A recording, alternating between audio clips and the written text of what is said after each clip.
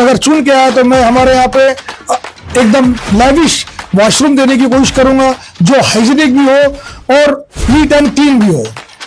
जैसा बोलता हूँ वही करता हूँ और इसलिए वो मेरे साथ है, उनका समर्थन मुझे भरपूर मात्रा में मिल रहा है। नमस्कार, मैं अंजना और आप देख रहे हैं शाह टीवी न्यूज। आइए एक नजर डालते हैं आज की खास खबर पर।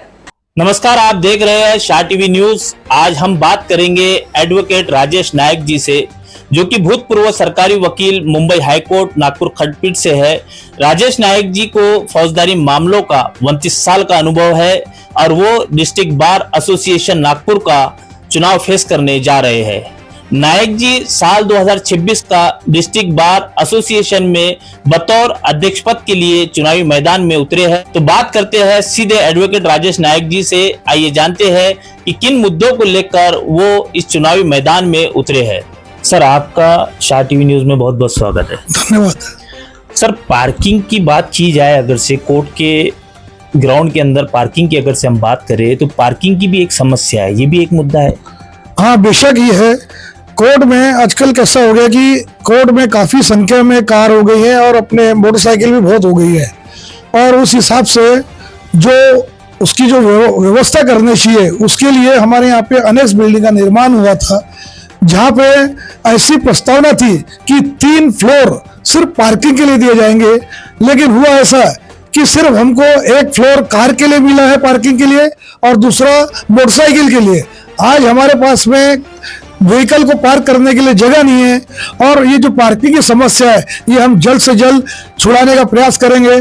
सर, कोर्ट की अगर से बात करें तो न्यायालय में महिलाओं के लिए सुविधा क्या है, और अगर से आप ये चुनाव जीतते हैं तो आप किन सुविधाओं को वहां पर निर्माण करेंगे जिसका लाभ महिलाओं को मिल सके? महिलाओं के लिए बेसिकली जो सबसे बड़ी जो समस्या होती है वो वॉशरूम्स की होती है। आज अगर हमारे डिस्ट्रिक्ट जज कोर्ट में अगर आप जाओगे तो वहाँ वॉशरूम इतने गंदे और इतने अनहाइजीनिक है कि आप वहाँ से गुजरोगे भी तो बांस के मारे आप वहाँ पे रुक नहीं पाओगे। और इतने गंदे बाथरूम का उपयोग, वॉशरूम का उपयोग हमारी महिला बहनें कर रही है। आप सोचिए कितनी खतरनाक स्थिति है, उनके स्वास्थ्य को भी कितना खतरा है।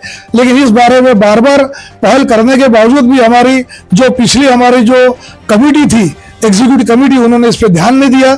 मैं अगर चुन के आया तो मैं हमारे यहाँ पे एकदम लैविश वॉशरूम देने की कोशिश करूंगा जो हाइजीनिक भी हो और नीट एंड क्लीन भी हो। सर, हम इकोनॉमिक्स की बात करते हैं, अगर से हम वकील संघ की बात करें तो वकील संघ के संचालन के लिए जो आय की बात होती है उसको आप किस तरीके से बढ़ाएंगे?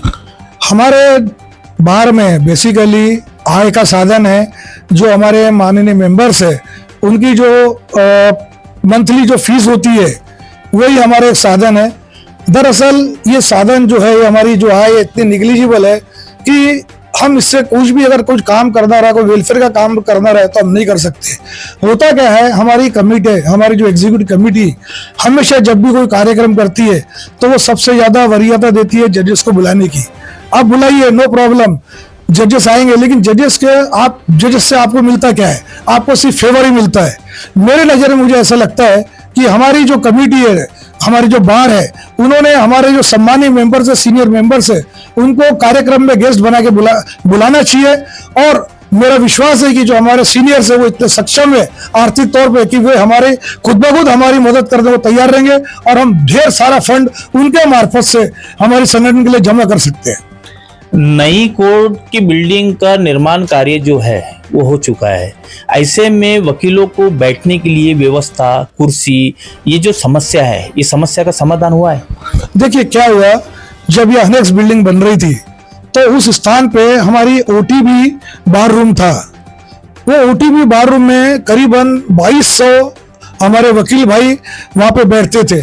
उनको जब ये तोड़ने का समय आया अनेक्स बिल्डिंग के लिए तो उनसे वादा किया गया था कि भाई ये जो 2200 वकील साहब है उनको जब अनेक्स बिल्डिंग बनेगी तो वहाँ पे उनको एकोमोडेट किया जाएगा, और इसी आश्वासन पे, प्रॉमिस के बेस के ऊपर में वो ओटीबी बिल्डिंग को तोड़ा गया।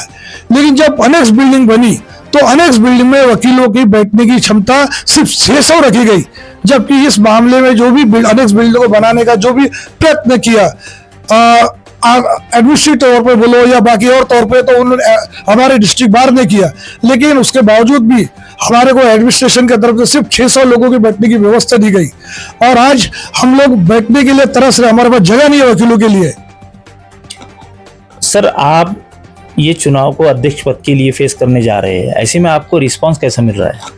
बहुत अच्छा रिस्पांस मिल रहा है लोगों की तरफ से। मुझे लोग मेरी तरफ बहुत आशा और अपेक्षा से देख रहे हैं, क्योंकि मेरे पूरे जो एस्टीम मेंबर्स है, मेरे सीनियर्स है, मेरे जूनियर्स है, मेरे भाई है, बहन है, इनको मैं यकीन है कि मैं जैसा जो बोलता हूँ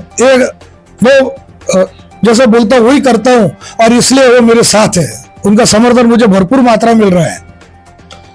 तो ये थे हमारे साथ में एडवोकेट राजेश नायक जी, जिनको आपने सुना है। उनके दावा है, उनका कहना है कि मैं अगर से चुनकर आता हूँ तो मैं महिलाओं के लिए, वकील संघ के लिए, और जो भी समस्या है उस समस्या का समाधान निकालने के लिए काम करूंगा।